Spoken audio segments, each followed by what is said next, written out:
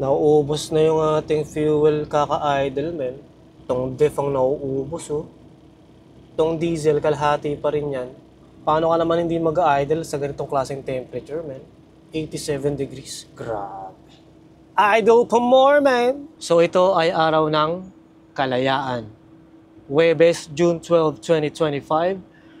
Nais kong batiin ng isang maligayang araw ng kalayaan sa lahat-lahat ng aking kababayan na Pilipino saan man sulok ng mundo. Ipagdiwang natin ang ating kalayaan na natatamasa ngayon. Man. So isang halimbawa ng kalayaan na aking pinagpapasalamat sa ating mga naging bayani na nakipaglaban sa Kastila o kanino man para makuha natin ang kalayaan natin ngayon ay ang kalayaan na ibahagi ko yung aking buhay dito sa Canada bilang isang truck driver sa pamamagitan ng pag-vlog. Kung hindi dahil sa mga bayani na yan, sila Apolinario Mabini, hindi, Apolinario, tama ba? Sorry po, medyo rusty na ako sa history ng Philippines, pero ang alam ko, yan yung mga KKK. Nakalimutan ko na rin yung ibig sabihin nun. Kagiting-gitingan, sorry, isa pa. Kagiting-gitingan, kagalang-galangan, at kaanuhan ng bayan. Parang sorry po, patawarin niyo ako. Nakalimutan ko lang. Pero yung mga yan ang nakipaglaban para makuha natin ang ating independensya. Tama ba? Independence. Nung panahon na tayo ay sinasakop pa ng mga dayuhan. Anyway, ang dami-dami mo na namang sinasabi, Kaloy, maligo ka na. So, ang gagawin ko ngayon, no, hindi ako nakaligo kahapon. So, maliligo na ako ngayon. So, gawin natin yan, men. Ay, ang taas ng sikat ng araw, men. Grabe. Let my man!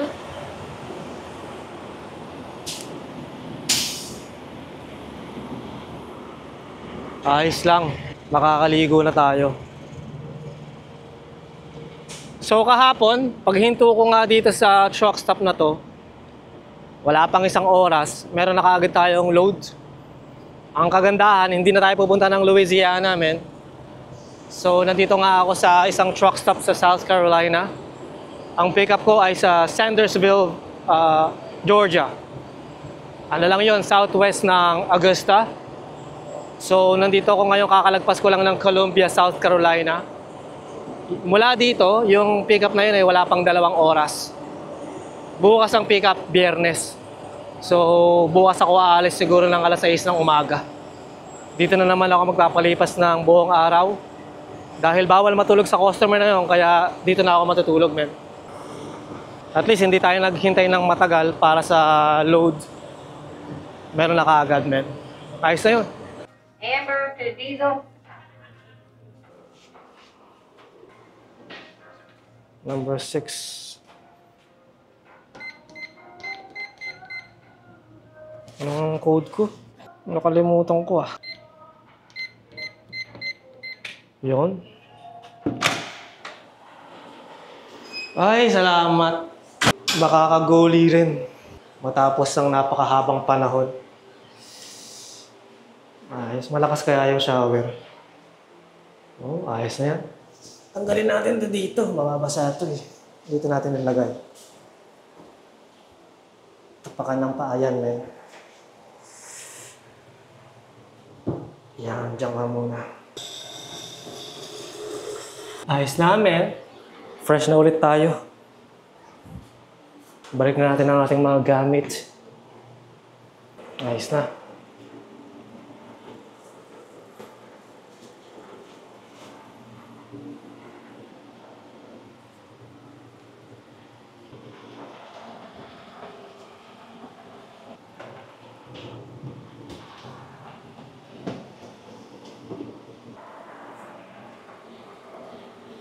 Init, grabe. Pawis ka agad ako ah. Ramdam na ramdam mo yung init, men.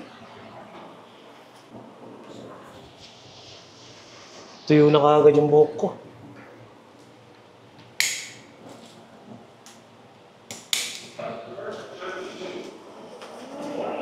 Isa tayo.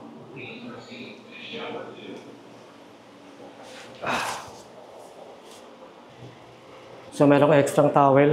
Iwanan natin yan dyan. Itong mga to.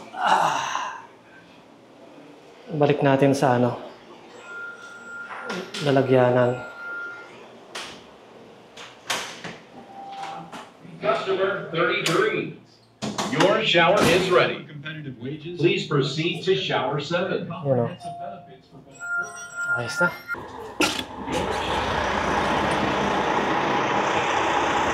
Tanker na ano, military. Merong base dito, ang daming military oh.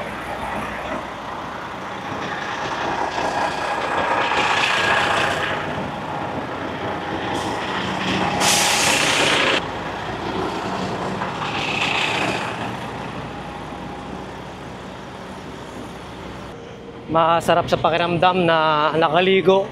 Tapos paglabas mo naman, parang baliwala yung pagligo mo, men. Dahil sa sobrang init. At least medyo mahangin. Ayos lang din. Ito na tayo. Ikutan ko nga yung truck. Ayos naman to. Wais problema, men.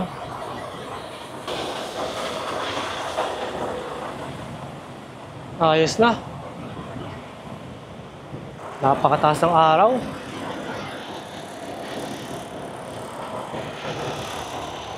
Hindi pwedeng walang AC, men. Sorry, Pete. Palagi ka naka-idle. So, kaliligo ko nga lang, men. Tignan mo naman. Pawis-pawis agad. Todo natin tong AC. Grabe! Ito ang lugar nga na to ay South Carolina. So, merong mga nag-comment sa mga nakaraang videos ng channel na to. At nagpapa-shoutout sila, no? So, gawin natin yan. So, shout out. Out, man. Shout out kay MJ Vinluan 2248. Sabi niya, putik, man. Pa-shoutout naman, isa rin akong truck driver dito sa CA. I'm assuming California or Canada, I'm not sure. Pakaliwanag nga, MJ Vinluan. Sabi niya, lagi kong napapanood video mo, man. Drive safe. So, shoutout sa'yo, MJ Vinluan. So, shoutout din kay Mauro Virgil 2635. Mauro Virgil, welcome back sa comment section natin. Matagal na natin kaibigan to sa YouTube and magbabalik siya sa comment section, man. Sino pa ba? Anyway, sa inyong lahat na nanonood nito, kilala nyo na kung sino kayo. Salamat sa panonood ninyo, sa pagkomento ninyo. At sa ngayon, napakainit. Magpapahinga lang ako. Puro na lang pahinga, men. Marami pang pahinga kaysa sa trabaho.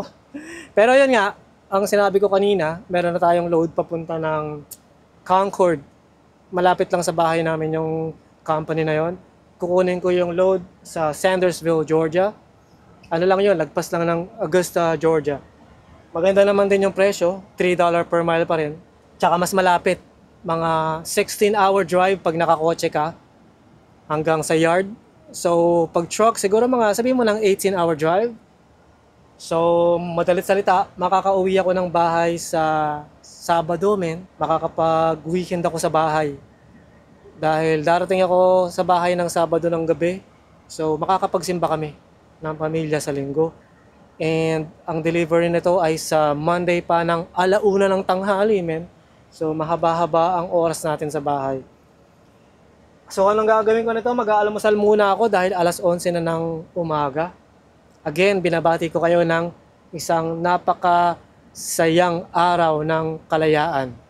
Saan man sulok ka, excuse me po. Saan man sulok ka ng mundo nanonood ng video na to, tatandaan ninyo, lahat ng ating ninuno, bayani, sila ang dahilan kung bakit tayo malaya ngayon. So, paano ba to? Relax muna tayo dito sa truck, man. And, nga pala, that's yung OKC. Putik. Merong breakout game si Benedict Mathurin ba yung tawag sa kanya? Tubong Montreal, yung tao na yan. So, para sa akin, kahit sino mag-champion, walang problema kasi both teams, meron silang mga Canadian players. Sa Indiana, si Nembhard, saka si Mathurin nga. And sa OKC naman, si Lou Dort and SGA. But, I'm hoping na OKC ang mag-champion kasi syempre, nandiyan yung idol ko eh. Idol ko ngayon, no? si SGA. Ang galing niya mag-ano, talagang sinasabi nga nila, yung balance ng katawan niya, kahit grabe, sobrang exhausted lang talaga yung OKC kaya natalo. Dahil yung depensa ng Indiana ay sobra-sobra. At ikaw ba ay gusto maging commentator ng basketball, Kaloy? Dami mong sinasabi. Pero anyway, Game 4 sa Sabado ba? Tama ba? Or Sabado. Sabado yung Game 4, I think. Pero anyway, tonight, Edmonton versus Florida sa NHL. Na lamang yata yung Florida sa series 2-1. So, para kay Dominic, shoutout sa'yo again, man. Let's go Oilers. And pahinga muna ako, man. Ito na naman tayo, man. Tambay-tambay. Ano ba magandang mapanood ngayon?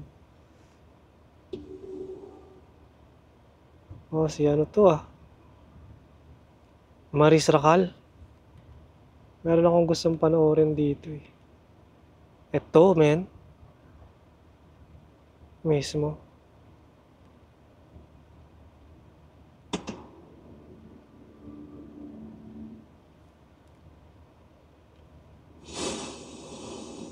Itong pelikula, itong documentary na to, meron din ganito sa Disney Plus. Sinabi ko nga nung nakaraan, pinanood ko, yung title niya is Implosion. Pero tingin ko mas maganda tong sa Netflix. Ewan ko lang so panonoorin ko to. Kung hindi nyo pa napapanood to, men, try nyo panoorin. Sabihin nyo sa akin kung nag-a-agree ba kayo sa akin kung sasabihin ko na ang tao na to, suicide ang nangyari, hindi accident.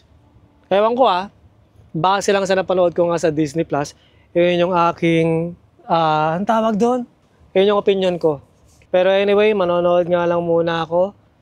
And alas 12 na ngayon, no? Yan, 11:30 pala. 11:30 na ng tanghali. Aalis ako dito mga alas 5:30 para madaling araw tayo magdadrive. Dahil nga kagaya ng sinabi ko kanina, 2 oras lang yung biyahe mula dito hanggang sa customer. So kung 5:30 ako aalis, darating ako ng 7:30 dahil yung appointment is 9 o'clock pa naman ng umaga. So ganun lang ang gagawin ko, manonood ako ng TV, maghihintay ako ng ilan ba yan? 18 hours pa bago ako aalis sa truck stop na to. And kahit na na-cancel yung load ko kahapon, at least agad-agad meron silang binigay na load. Kumbaga hindi na ako pinaghintay ng matagal dito. Siguro naawa.